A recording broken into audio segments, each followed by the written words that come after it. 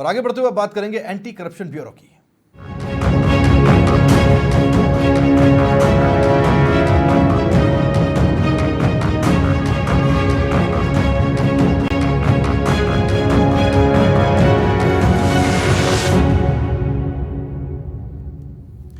प्रदेश में भ्रष्टाचार के मामले एसीबी में लगातार बढ़ते जा रहे हैं। एसीबी ने चाहे किसी आईएएस को ट्रैप किया हो, आईपीएस को, या फिर किसी पटवारी को, या फिर किसी अन्य बड़े अधिकारी को, भले ही भ्रष्टाचार पर लगाम कसने के लिए एसीबी और सरकार काम कर रही हो, घूसखोरों को दबोचने के बड़े बड़े दावे किए जा रहे हो, लेकिन प्रदेश में कई विभाग खुद अपने भ्रष्ट अधिकारी और कर्मचारियों को बचाने के लिए शह दे रहे हैं। ऐसे में उम्मीद की जा रही है कि सदैव सजग रहो, एक्शन गजब करो, कम से कम इन्हें एक्शन लेने की इजाजत तो मिले।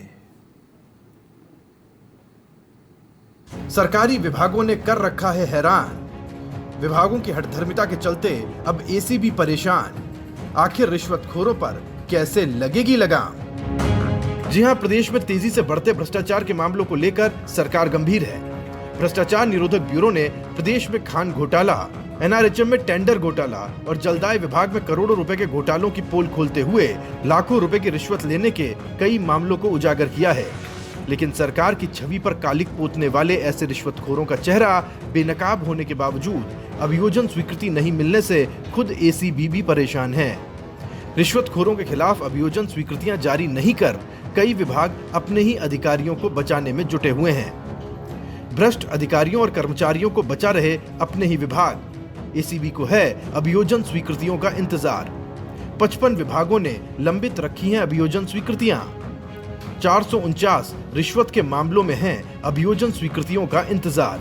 अभियोजन स्वीकृति के मामलों को लेकर कटघरे में खड़े होने वाले आईएएस या आईपीएस, आरएएस या अन्य अधिकारियों की बात करें तो IAS Nannumal Pahadia, IAS Neeraj K Pawan, RAS Nirmal Meena, RPS Aas Mohammad, RAS Pushkar Mittal, RAS Pinky Meena, RAS Rajendra Kumar Saini, RPS Satpal Midha, RPS Sugamchand Pawar, RAS Achleshwar Meena, RAS Rajesh Kumar Nayak, RAS Mamta Yadav, RAS Pankaj Gehlot, RAS Devi Shankar Maru, RAS Nishu Agnihotri, RAS Ramkishore Meena, RAS Bherulal, RAS Jitendra Kumar Jain और आरपीएस दिव्या मित्तल जैसे नाम शामिल हैं। राजस्थान सरकार में इन तमाम अधिकारियों ने पद का दुरुपयोग करते हुए रिश्वतखोरी की और सरकार की छवि पर कालिक पोत डाली।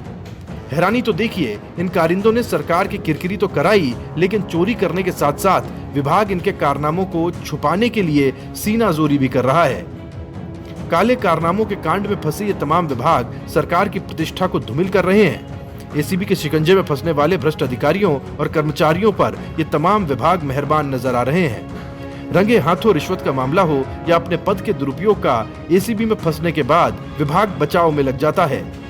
कई प्रकरणों में तो एक बार अभियोजन स्वीकृति के लिए मनाही तक आ चुकी है, लेकिन एसीबी के पास विभाग को विचार के लिए प्रकरण भेज रखे हैं।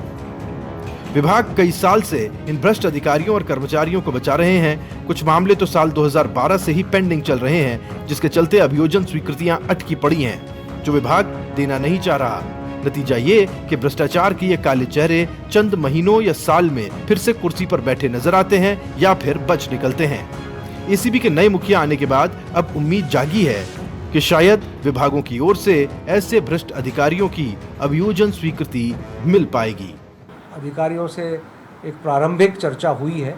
प्रारंभिक चर्चा के उपरांत डिटेल में जो भी कार्य होगा, जो भी योजनाएं हैं एसीबी की, उनके बारे में लेखा जोखा लिया जाएगा, उनके पेंडेंसी के बारे में और दूसरे जो भी विषय हैं एसीबी के कार्यक्षेत्र में, उनकी प्रगति के बारे में और किस तरह से काम को गति दी जाए, किस तरह से काम में और सुधार किया जाए, क्योंकि निश्चित रूप से जो भी कर्मचारी अधिकारी एसीबी में हैं उन्होंने पूर्व में बहुत अच्छा काम किया है और उसको और हम लोग आगे बढ़ाने का प्रयास करेंगे और जो भी कार्य में सुधार की बात होगी वो सभी टीम वर्क के भावना से उसको सभी का इनपुट लेके सरकार के नीति और निर्देशों के अनुसार कार्य करने का प्रयास करेंगे। इतना ही नहीं, खुद कार्मिक विभाग ने भी भ्रष्ट अधिकारियों को बचाने के लिए अभियोजन स्वीकृतियों को रोक रखा है, जिसके चलते एसीबी में लंबित मामलों की संख्या बढ़ने लगी है। हालांकि प्रदेश में भ्रष्टाचार निरोधक ब्यूरो की ओर से की जा रही कार्रवाइयों से भ्रष्टाचारियों में खौफ है। भजनलाल सरकार प्रदेश को भ्रष्टाचार मुक्त राजस्थान बनाना चाहती है, लेकिन सरकारी विभागों की मेहरबानी के चलते भ्रष्ट अधिकारी और कर्मचारी मौज काट रहे हैं। ऐसे में जरूरत है इन विभागों के आकाओं को एक बड़ा फैसला लेने की, जिससे इन रिश्वतखोरों को सजा मिल पाए। यादविंद्र शर्मा, समाचार प्लस, जयपुर।